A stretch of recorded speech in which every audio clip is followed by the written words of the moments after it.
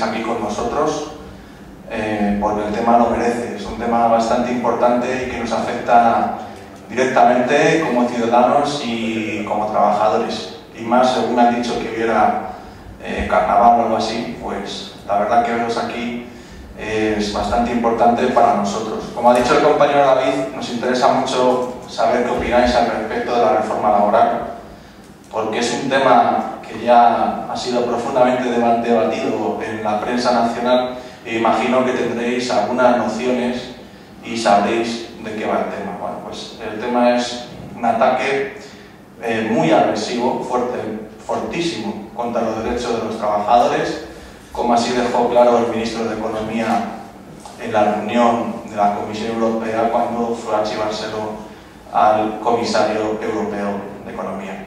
Yo voy a intentar explicaros cuáles son los cambios legislativos importantes, de una forma técnica, incluso intentando dar algún que otro ejemplo, para que vosotros valoréis la profundidad de los cambios que nos van a afectar como trabajadores, y que no solo nos van a afectar como trabajadores, sino que van a afectar a la propia organización de los trabajadores en los sindicatos y en las empresas, porque ese es el objetivo ideológico del Partido Popular: desnivelar la balanza en favor de una de las partes, si ya estaba desnivelada, a través de unas modificaciones legislativas. Pues la primera y la más importante modificación que supone el Real Decreto Ley, es decir, un Real Decreto que se aprueba por urgencia en las relaciones laborales, es cómo se sale de esa relación laboral, es decir, el despido. El despido se modifica en varios apartados, en varios artículos, de la siguiente manera. En primer lugar, se modifica el despido colectivo, lo que nosotros denominamos expedientes de regulación de empleo, a través de la descausalización de los motivos, es decir, dando banda ancha a la parte empresarial para que pueda motivar las razones técnicas, económicas, organizativas o de producción a través de los siguientes criterios. El primer criterio, los primeros criterios que ya estaban en la reforma anterior, era la pérdida de ingresos. Perdón, no la pérdida de ingresos, me he equivocado, es el tener pérdidas o prever pérdidas en la empresa.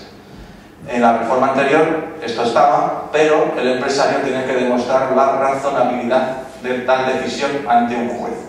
Pues bien, con la nueva reforma se mantienen las pérdidas empresariales, se añade la reducción de ingresos durante 3 trimestres y se elimina la obligación del empresario de justificar ante el juez como la razonabilidad de esos despidos. Es decir, que ahora mismo es el trabajador, digamos entre comillas, el que tiene la carga de la prueba para demostrar que un despido es improcedente.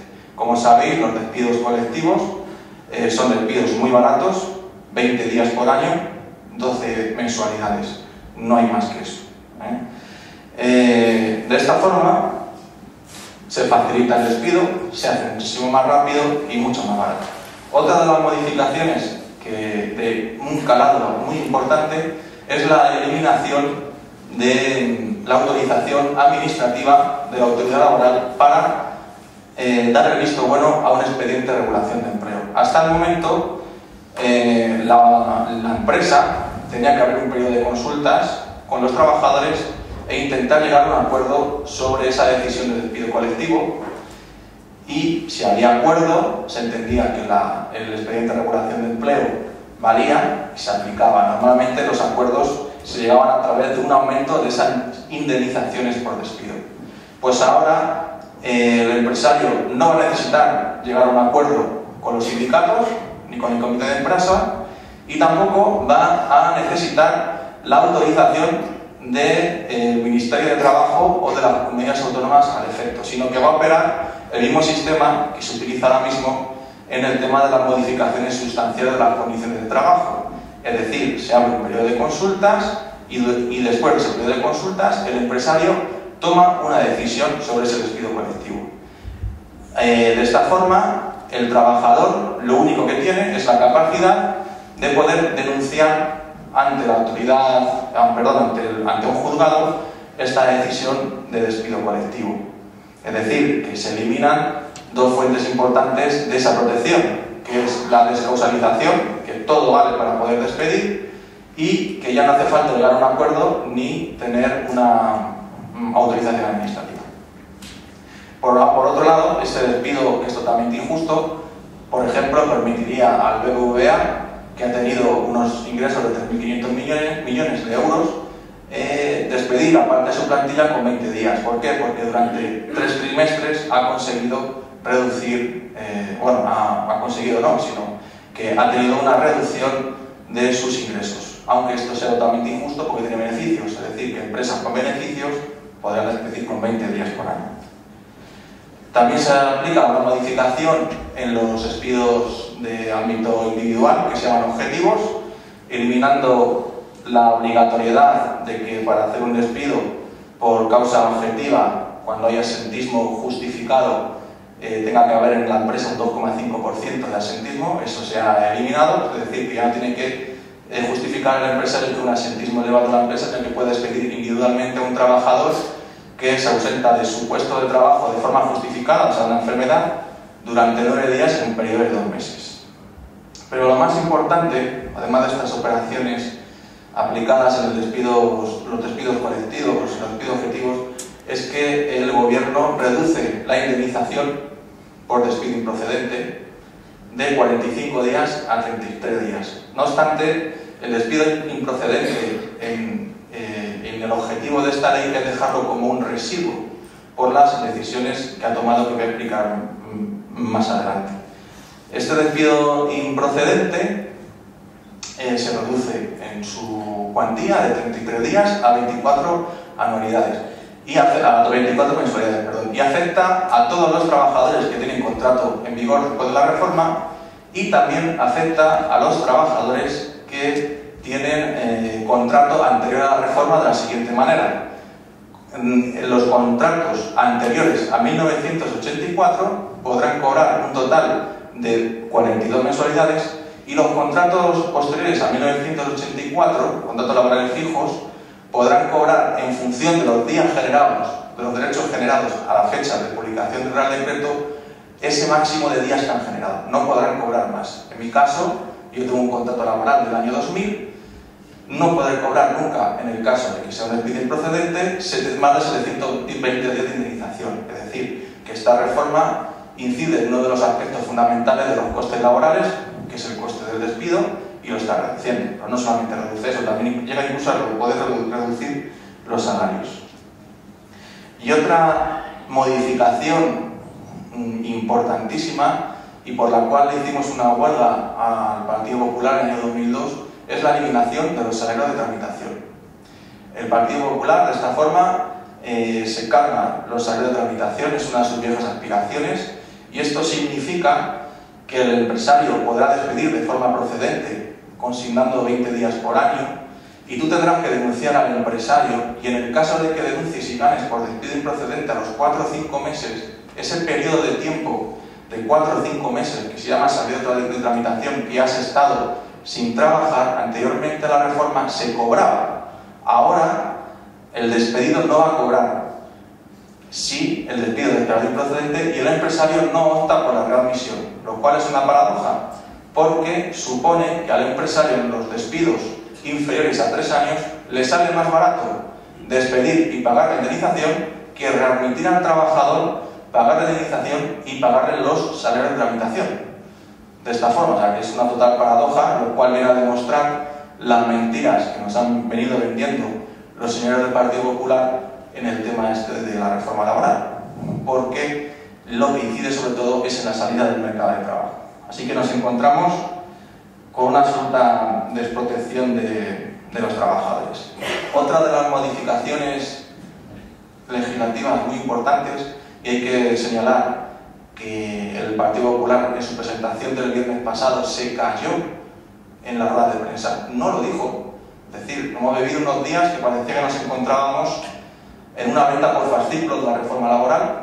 Cada día nos enterábamos de una cosa nueva que además contradecía lo que habían presentado en la rueda de prensa, lo cual me lleva a imaginar que a lo mejor tenían varios modelos de reales decretos en la mesa y han lanzado incluso el maduro. La modificación que se cayeron fue que ahora el empresario podrá reducir el salario de un trabajador de forma unilateral. Esto no existía antes de la reforma. Nos podían cambiar el horario, nos podían cambiar la jornada, nos podían cambiar las funciones, nos podían cambiar un montón de cosas a través de un procedimiento que se llama modificación sustancial de las condiciones de trabajo mediante un periodo de consulta. Pero el salario que tenía un trabajador era sagrado, porque se consideraba como una cláusula ad personam. Y esto va a tener una incidencia muy importante en muchísimas empresas de este país que tienen trabajadores subrogados de otras empresas que arrastran condiciones superiores a las de su convenio colectivo, condiciones personales que muchas de ellas se han ganado en sentencia judicial, que el empresario ahora mismo podrá reducir esos salarios aplicando la modificación sustancial de las condiciones de trabajo sin tener en cuenta los derechos que antes habían adquirido, lo cual es un ataque gravísimo contra los derechos de los trabajadores. Al trabajador le quedará la opción de poder reclamar en un juzgado, pero si las causas, por ejemplo, una reducción de los ingresos durante 6 meses, se establece conforme a lo que ha dicho el empresario y que por eso te bajan el salario, no podrás decir apenas nada y los tribunales tendrán que dar la razón al empresario. Aparte de todas estas cosas que os estoy comentando, la reforma laboral tiene muchas más, tiene bastantes atrocidades. La verdad que la ley se pone los pelos de punta. Por ejemplo, tenemos ahora un nuevo tipo de contratación, que es el contrato para pymes. Nos dijeron que iban a simplificar los modelos de contratación y eliminar la dualización del mercado de trabajo para evitar que hubiese tanta temporalidad. Pues bien, los contratos temporales que existían antes de la reforma van a seguir existiendo. El contrato, por ejemplo, el contrato temporal por circunstancias de la producción, o el contrato temporal por interinidad, o el contrato temporal por el servicio, y se va a añadir un nuevo tipo de contrato más, que es un contrato para empresas de menos de 50 trabajadores, en el cual la empresa va a ser agraciada con 3.600 euros de bonificaciones y el 50% de la prestación de desempleo que le queda al trabajador. Y lo que es mucho más grave e incluso atenta contra los propios derechos constitucionales de los trabajadores es que el periodo de prueba en este contrato va a ser de 1 año de duración, lo cual deslegitima totalmente la esencia del periodo de prueba y que ya ha sido ampliamente debatida y que ha sentado jurisprudencia en el Tribunal Constitucional, que el periodo de prueba es para que estés a prueba, no para que durante 1 año el empresario te pueda despedir sin alegar causa alguna. Y esto, en su aplicación práctica, nos vamos a encontrar con que, por ejemplo, una persona entre a trabajar en estas empresas, subvencionado totalmente el empresario, y, por ejemplo, tenga una maternidad o un embarazo a los 8 meses, por ejemplo, o que haya elecciones sindicales en la empresa a los 7 meses y decida presentarse. Pues bien, como él dentro del periodo de prueba se puede resolver el contrato sin alegar causa alguna, se está abriendo un abanico de posibilidades para que no se respeten ni siquiera derechos constitucionales de los trabajadores. Así que fijaos hasta dónde llega esto.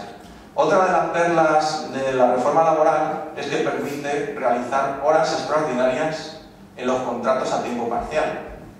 Esto hasta la actualidad no era permitido porque había un máximo de 30 horas, se llamaban las horas complementarias. Por ejemplo, podías tener un contrato de 20 horas y el empresario, en función del ritmo de la producción, podía ampliártelo hasta 30, pero era ese límite, no se podían hacer horas extraordinarias, por encima de ese límite no. Bueno, pues a partir de ahora las horas extraordinarias se van a poder hacer. Es cierto que son voluntarias, salvo pacto o convenio colectivo en contra, pero se van a poder hacer. Y me imagino que mucha gente pues las hará. Y otro de los ataques, además este es un ataque muy importante contra el sistema de relaciones laborales y cómo ha estado configurada la negociación colectiva. Y no olvidemos que la negociación colectiva es un derecho constitucional, es el tema de los convenios colectivos. Esto es muy importante, aunque no logremos entenderlo de primeras. Hasta ahora, los convenios sectoriales o los convenios estatales eran la norma básica, casi de derecho necesario para el resto de las empresas. Y las empresas, dentro de su ámbito de actuación, podían llegar a acuerdos para modificar, en su caso mejorar, las condiciones de trabajo. Pues bien, a partir de ahora, las empresas, el convenio de empresa va a tener vigor y va a estar por encima de los convenios estatales, y esto va a suponer que en las empresas se puedan llevar a cabo modificaciones peores que las recogidas en el convenio sectorial. ¿Vale? Esto es muy importante. Y algo muy importante más, además, es la ultraactividad de los convenios colectivos. 2 años como máximo. A partir de esos 2 años, el convenio colectivo pierde su vigencia y te quedas a lo mínimo, que es lo que marca el Estatuto de los Trabajadores, a no ser que tengas un convenio de admisión superior. Es decir, que se dinamita la negociación colectiva por completo. Y voy a pasar la palabra, lo que me estoy extendiendo mucho.